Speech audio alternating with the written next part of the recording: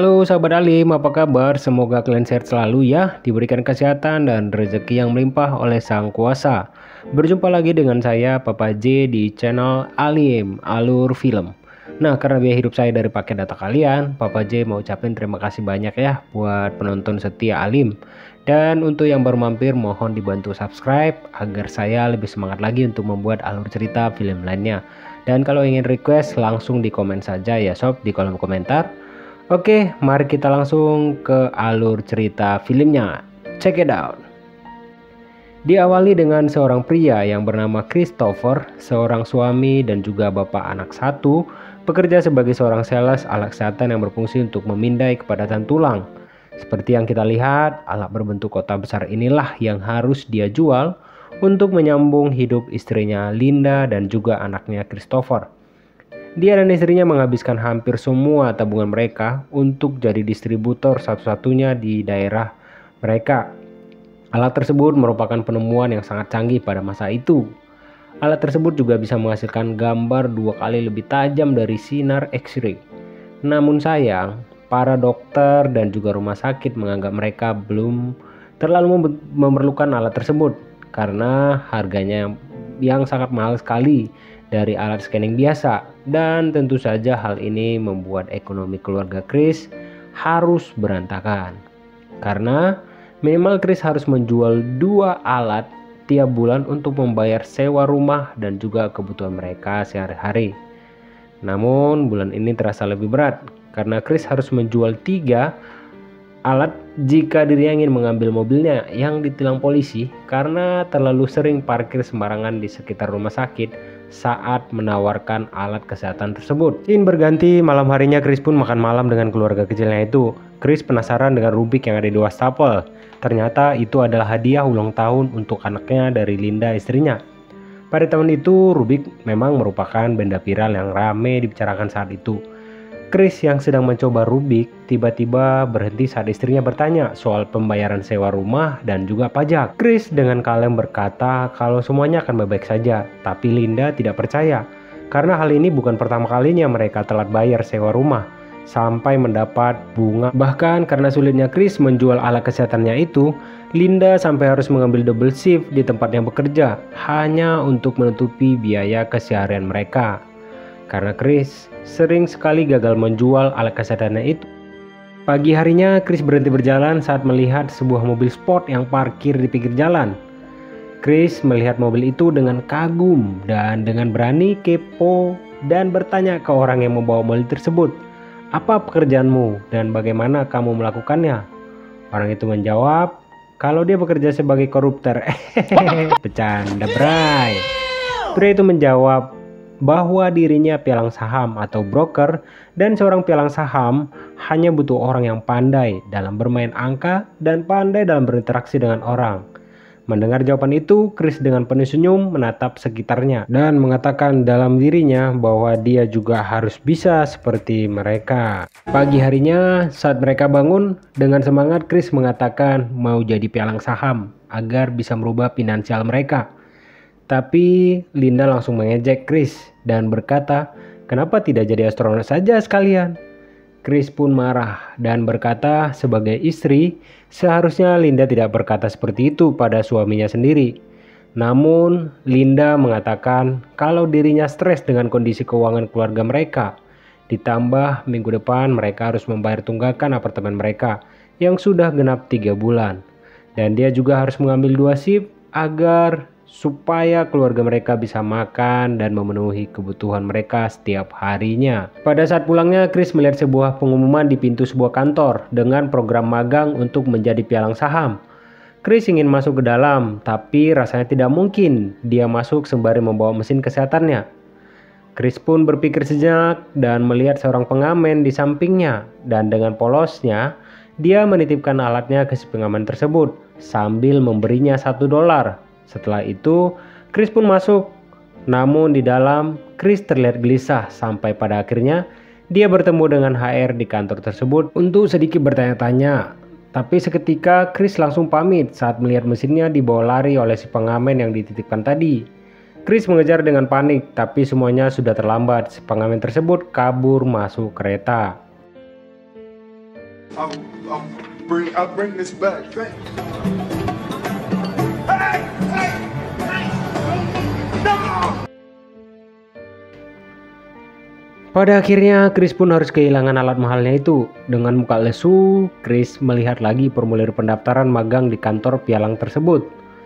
Dalam program magang itu tertulis kalau pendaftarannya dibuka hanya untuk 20 orang saja. Dan dari 20 orang itu hanya satu saja yang dipilih. Chris yang hanya lulusan SMA pun sadar kalau yang dia punya hanyalah semangat untuk bekerja keras. Jadi dia memilih untuk memberikan lamarannya langsung secara pribadi ke seorang pria bernama Jewel. Pada saat mengantar lamarannya itu, tanpa sengaja Chris melihat pengamen yang membawa kabur alat kesehatannya waktu itu. Chris pun mengejar pengamen itu sampai masuk ke dalam bus, yang akhirnya dirinya berhasil mendapatkannya lagi. Mungkin Chris merasa senang mendapatkan barangnya. Tetapi sesampainya di rumah, justru Linda yang tidak senang karena Linda melihat Chris membawa satu mesin lagi. Sebulan sudah berlalu semenjak Chris menyerahkan lamarannya, dan selama itu juga Chris menunggu Jewel di depan kantornya setiap dia punya waktu. Sampai pada hari itu dia bisa bertemu dengan Jewel. Namun sayang ternyata sedang buru-buru dan akan segera naik taksi. Tanpa pikir panjang, Chris berkata kalau tujuan mereka sama dan J pun mengajak Chris naik taksi bersama. Selama di dalam perjalanan, Chris berusaha meyakinkan Jewel soal dirinya yang sangat ingin bisa ikut program magang itu. Tapi Jewel malah asik dengan Rubik yang ada di tangannya dan seperti tidak peduli dengan Chris. Jewel yang melihat Chris terdiam dan meminta maaf karena dirinya terlalu fokus ingin menyelesaikan Rubik itu. Setelah itu dengan yakin Chris mengatakan kalau dirinya bisa menyelesaikan Rubik ini sebelum mereka sampai di tempat tujuan mereka. Jewel mengira Chris hanya bercanda, langsung memberikan Rubik itu pada Chris dan memutar otaknya, perlahan namun pasti. Sampai pada akhirnya Chris berhasil membuat Jewel kagum setelah berhasil menyelesaikan Rubik tersebut tepat saat mereka sampai di tujuannya. Namun masalah belum selesai. Jewel pun hanya pergi tanpa membayar taksinya, sedangkan Chris tidak punya uang sama sekali untuk membayar taksi itu. Saat di lampu merah, Chris pun bergegas kabur dan terjadilah kejar-kejaran antara dirinya dengan sopir taksi tersebut. Beruntung Chris berhasil lolos, tapi tidak dengan mesin mahal milik Chris, di mana mesin itu terlepas dari tangannya saat naik kereta. Sepertinya dunia ini benar-benar tidak berpihak pada Chris ya. Karena kejadian tadi, Chris menelepon Linda untuk memberitahu kalau dirinya pulang telat dan tidak bisa menjemput anaknya Christopher. Tapi bukannya jawaban yang didapat, malah keluhan yang dia dapat dari istrinya. Dan Linda bilang kalau dirinya sudah capek dengan keadaan ekonomi keluarga mereka dan memutuskan untuk pergi dan membawa anaknya. Mendengar hal itu, Chris pun berlari untuk menghalau istrinya pergi, namun terlambat. Linda sudah mengemasi semua barangnya dan pergi bersama anak mereka. Belum sempat berpikir jernih, Chris mendapat telepon dari kantor Jewel kalau mereka ingin mewawancarai Chris perihal lamarannya menjadi seorang broker. Singkat cerita, esok harinya Chris menemukan Linda. Chris bilang kalau anaknya Christopher harus bersamanya. Linda pun balik membentak Chris. Linda menyalahkan Chris karena sudah menyeret dirinya dan anaknya kepada kemiskinan. Linda juga bilang dirinya sudah tidak bahagia lagi bersama Chris dan tidak kuat untuk menghadapi cobaan ini bersama Chris. Walaupun Chris direndahkan oleh omongan istrinya yang tidak enak, Chris tetap pada pendiriannya kalau dia akan tinggal bersama anaknya. Keinginan Chris untuk tinggal bersama anaknya bukan tanpa alasan. Chris ngotot karena dirinya baru mengetahui ayahnya saat umurnya 28 tahun dan dia tidak ingin sang anak tumbuh tanpa sosok seorang ayah seperti dirinya. Makanya Chris bertekad untuk mengurus anak sematawangnya itu. Malam harinya berharap bisa makan tenang dengan anaknya. Chris justru mendapat tamparan keras kalau dirinya harus pergi dari rumah tersebut karena sudah menunggak selama 3 bulan. Dan esok hari ada tukang cat yang ingin mengecat tempat mereka. Chris pun memohon agar diberi waktu lagi, bahkan Chris bilang kalau dirinya saja yang mengecat daripada menyewa orang lain. Awalnya sih pemilik rumah sewa kekeh menyuruh Chris pergi, Tapi saat Chris bilang kalau dia saat ini tinggal bersama dengan anaknya. Akhirnya sang pemilik rumah sewa pun memberikan waktu seminggu dan tidak lupa besok Chris harus mengecat ruangan mereka. Namun besoknya saat sedang asik mengecat, Chris didatangi polisi dan terpaksa harus dipenjara karena tidak bisa membayar tilang mobilnya. Jadi memang peraturan di sana orang yang tidak bisa membayar tilang akan dipenjara dan sekarang Chris harus tinggal di penjara selama 1 malam. Tentu Chris panik karena dia tidak mau anaknya ditinggal sendirian dan bagaimana dengan wawancaranya besok. Karena sudah aturannya begitu, Chris pun suka atau tidak suka, mau atau tidak mau, harus pasrah dan akhirnya menelpon Linda untuk minta tolong menjaga Christopher malam itu. Keesokan paginya, selesai Chris mengurus verifikasi penilangannya, dirinya langsung berlari secepat kilat ke kantor pialang saham tersebut untuk mengikuti sesi wawancara.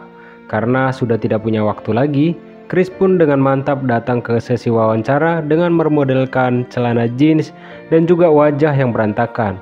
Tentu saja penampilan Chris bukan yang diharapkan oleh Jewel dan juga jajaran eksekutif kantor pialang tersebut.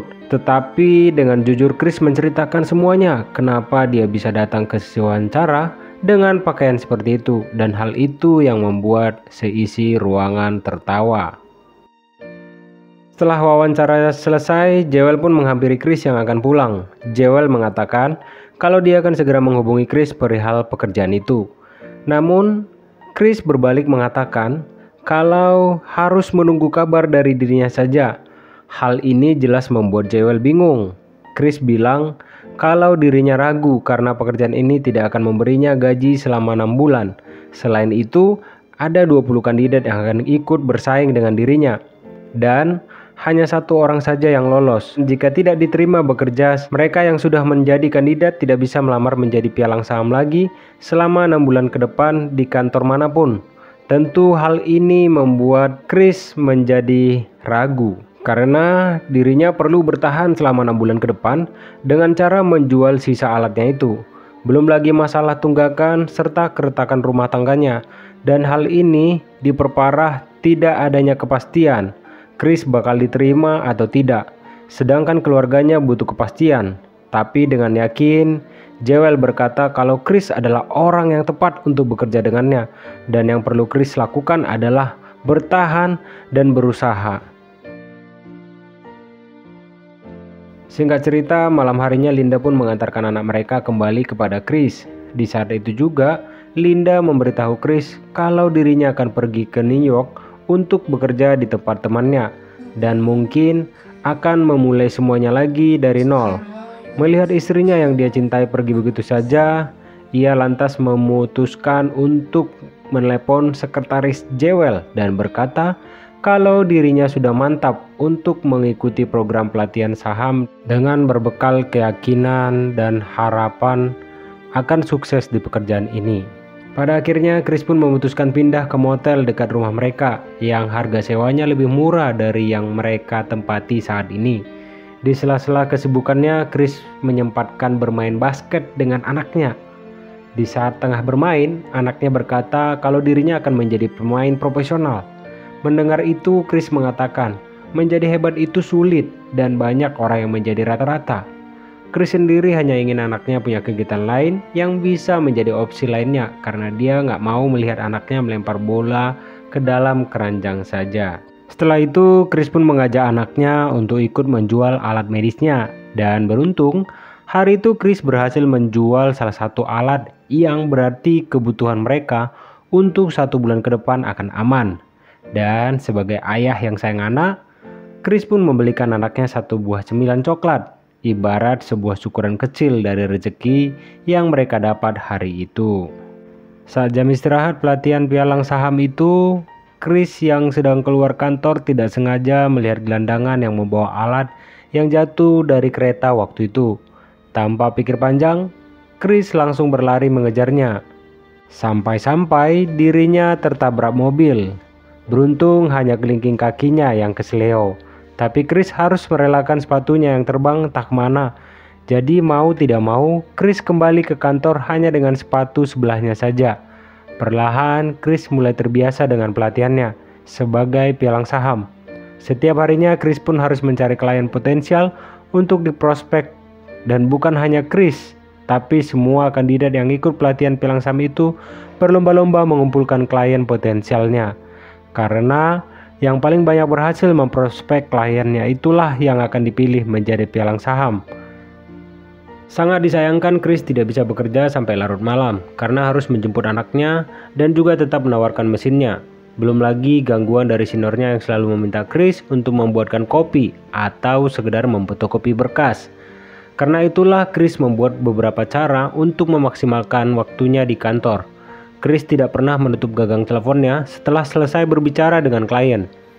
Dia juga mengurangi konsumsi air putihnya agar dirinya tidak menghabiskan waktu untuk ke kamar kecil.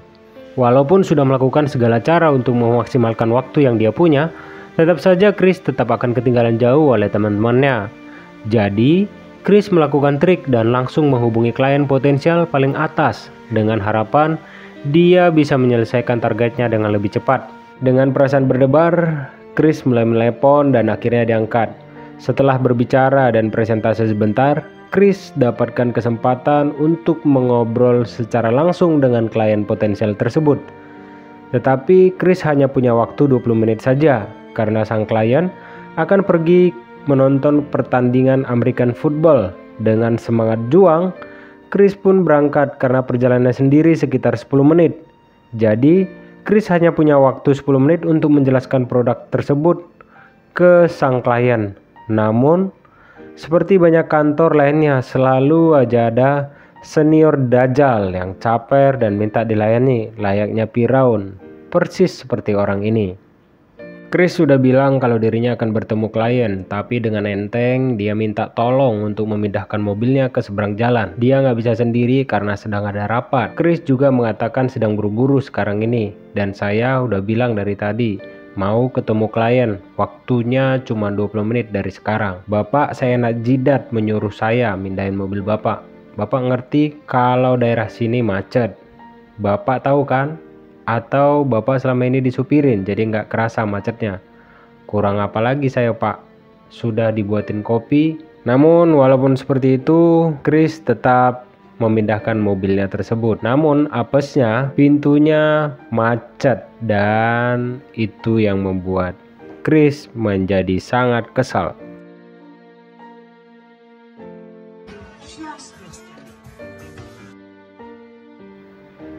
Scene berganti. Esok harinya saat libur kerja, Chris dan anaknya pun pergi berkunjung ke rumah kliennya kemarin itu. Kita sebut saja Pak Walter Ribbon. Serta tidak lupa membawa mesin mahalnya. Dengan penuh harapannya itu, dia pergi ke sana hanya untuk mengucapkan maaf karena sudah terlambat kemarin dan sudah membuat Pak Walter menunggu. Setelah itu, Chris pun izin pamit dengan alasan ingin menonton pertandingan American Football. Namun pada saat yang sama, Pak Walter mengatakan kenapa mereka tidak berangkat bareng saja. Jelas Chris sangatlah kegirangan. Chris yang melihat anaknya senang pun akhirnya mengiyakan tawaran Pak Walter. Singkat cerita, Chris gagal untuk meyakinkan Pak Walter membeli produknya. Namun, Pak Walter sangat menghargai kegigihan Chris dalam mendekatinya. Pak Walter mengatakan kalau dia senang dengan Chris, tetapi masih belum bisa mempercayainya karena dia tahu kalau Chris hanya orang magang. Namun Chris tidak pulang dengan tangan kosong. Dia akhirnya bisa berkenalan dengan teman-teman Pak Walter dan bahkan mendapatkan kartu nama mereka. Jelas saja, mereka bisa calon kandidat potensial Chris di luar dari list yang sudah diberikan oleh perusahaan. Selain itu, dirinya pun bisa melihat anaknya bermain dan menikmati pertandingan itu. Beralih ke kehidupan Chris berjalan normal. Dia berangkat ke kantor, pulang ke motel, bahkan Chris mampu menjual semua alat kesehatannya. Jadi Chris punya cukup uang untuk mereka bertahan selama proses pelatihan Chris menjadi pialang saham. Namun semua ketenangan itu mendadak blunder setelah Chris mendapat surat dari kantor pajak di Amerika jika dia menunggak pajak. Dalam hal ini, pemerintah berhak menarik uang sesuai jumlah tunggakannya dari rekening, dan itulah yang dialami oleh Chris. Semua uang yang dia kumpulkan selama ini untuk bertahan hidup hanya tersisa lebih kurang $20. Chris bangkrut sebangkrut-bangkrutnya. Chris menjalani hari dengan galau dan rapuh, tapi tetap menemani anaknya bermain seperti biasa, sampai dia tidak sengaja melihat gembel yang membawa alatnya waktu itu. Segera Chris langsung mengejar dan mengambil alatnya. Chris dengan penuh harapan membersihkan alatnya itu agar terlihat bagus. Jadi Chris bisa menjual lagi alatnya untuk pegangan mereka selama beberapa minggu ke depan. Scene pun berganti, dimana setelah ditolak di beberapa tempat, akhirnya ada dokter kenalan Chris yang mau membeli alat itu. Tapi sialnya, alat itu malah tidak bekerja. Chris gagal lagi menjual alatnya, ditambah dia dan anaknya diusir dari motel karena belum membayar tagihan mereka. Temannya pun tidak mau menampungnya. Tidak tahu harus apa, Chris pun pergi ke stasiun. Saat sedang duduk terdiam, Chris melihat anaknya mengomel soal gembel yang mengambil alatnya ayahnya itu. Chris pun memanggil anaknya dan mendekat. Dia bilang kalau alatnya ini adalah mesin yang bisa membawa mereka kemanapun. Jelas si anak tidak percaya. Tetapi Chris bilang kalau mereka harus menyalakan alat ini sambil memejamkan mata. Dan tiba-tiba Chris dan sang anak melihat dinosaurus. Jelas ya, ini hanyalah khayalan mereka berdua. Karena Chris tidak mau bilang kalau mereka sudah tidak punya tempat tinggal dan harus tidur bermalam di WC stasiun itu dan berpura-pura dikejar dinosaurus serta menganggap mereka bersembunyi di dalam goa. Mereka pun bermain sampai anaknya ketiduran, beralaskan tisu toilet, membaringkan anaknya, dan kakinya Chris menahan pintu di toilet serta menutup kuping anaknya agar tidak mendengar gedoran pintu di mana orang yang mau masuk ke WC tersebut. Sadar mereka tidak bisa tidur di toilet tiap malamnya, Chris pun memohon untuk tinggal di penampungan gelandangan. Tapi dia tidak bisa karena tempat itu hanya untuk wanita dan anak-anak. Jelas Chris tidak mau meninggalkan anaknya sendirian. Akhirnya Chris diberitahu kalau ada tempat penampungan gelandangan lainnya, tapi mereka harus cepat karena tempatnya terbatas. Dengan penuh harapan, Chris pergi ke sana dan antri bersama gelandangan lainnya. Beruntung bisa mendapatkan tempat dan makan malam. Di saat itu pun Chris memanfaatkan waktunya untuk belajar menjadi broker handal dan memperbaiki alatnya yang tersisa agar bisa dijual kembali. Di masa yang sulit inilah Chris mengubah banyak hal. Dia terbiasa tidur hanya 2 jam sehari, sama seperti saya yang tidur 2 jam untuk menyiapkan alur cerita film ini. Begini amat ya, saban hari. Masuk kantor sepagi mungkin dan menyelesaikan pekerjaan kantor secepat mungkin. Karena sorenya harus antri lagi di tempat penampungan gelandangan agar bisa mendapatkan tempat. Dan juga Chris sering ikut ke gereja. Selain untuk beribadah, dia juga untuk mendapatkan makanan gratis dari gereja tersebut. Hari ini Chris bisa pulang cepat karena sudah selesai ujian di kantor pialang tersebut. Tidak sengaja bertemu dengan Pak Martin, salah satu eksekutif di kantor itu. Ternyata Pak Martin ingin meminjam $5 uang Chris untuk membayar taksi karena dompetnya ketinggalan di ruangannya. Dengan berat hati, Chris membuka dompetnya dan terlihat hanya beberapa dolar saja. Chris tetap memberikannya dan Pak Martin pun berterima kasih. Sore harinya, Chris dan anaknya terlambat mengantri dan tidak bisa masuk ke penampungan. Dalam bingung, Chris mengajak anaknya untuk tidur di kereta. Bahkan Chris sampai harus mendonorkan darahnya untuk menyambung hidup, serta membeli suku cadang baru untuk alat kesehatan yang rusak. Hari berikutnya, Chris berhasil tidur di penampungan gelandangan lainnya. Malam itu, anaknya tiba-tiba bertanya, "Papa, apa ibu pergi karena aku?" Lalu Chris menjawab,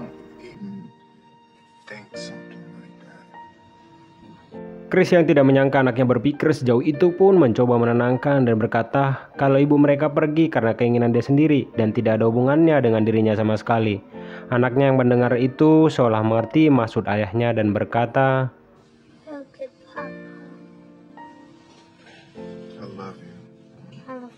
Setelah itu anaknya pun tertidur dan malam itu Chris pun berhasil memasang suku cadang baru dan berfungsi dengan baik. Akhirnya dia berhasil menjual alat itu di pagi harinya. Untuk merayakannya, Chris pun mengajak anaknya untuk tidur di hotel karena sepertinya sudah lama sekali mereka merasakan hidup susah. Dan bahkan ketika di hotel, mereka tidur di sofa bersamaan sambil Chris memeluk anaknya. Tiba saatnya di hari magang terakhir. Di sela-sela kegiatannya, hari itu Chris pun dipanggil ke ruangan wawancara lagi. Panik, takut, dan bingung menjadi satu dalam benaknya. Tetapi dengan langkah mantap, Chris masuk dan siap menerima apapun takdirnya hari itu. Lalu Pak Martin dengan tenang berkata, kalau Chris sudah sangat hebat bisa bertahan sampai hari ini. Mulai dari wawancara awal seperti tukang sampah, sampai pada hari ini dirinya melihat Chris dengan pakaian rapi dan juga lebih berwibawa. Pak Martin juga membalikan uang Chris yang dipinjamnya sewaktu pembayaran taksi waktu itu. Hari itu sebuah bagian kecil dari hidupnya Chris menyebutnya kebahagiaan karena Chris diterima bekerja di pialang tersebut. So, welcome. Pada tahun 2006, Chris berhasil mendirikan perusahaan holdingnya sendiri dan berhasil menjual sebagian kecil sahamnya yang bernilai jutaan dolar. Karena pernah merasakan menjadi gelandangan, Chris juga dengan sukarela membiayai proyek rumah murah untuk para gelandangan, serta senilai 50 juta dolar untuk membantu orang-orang yang membutuhkan.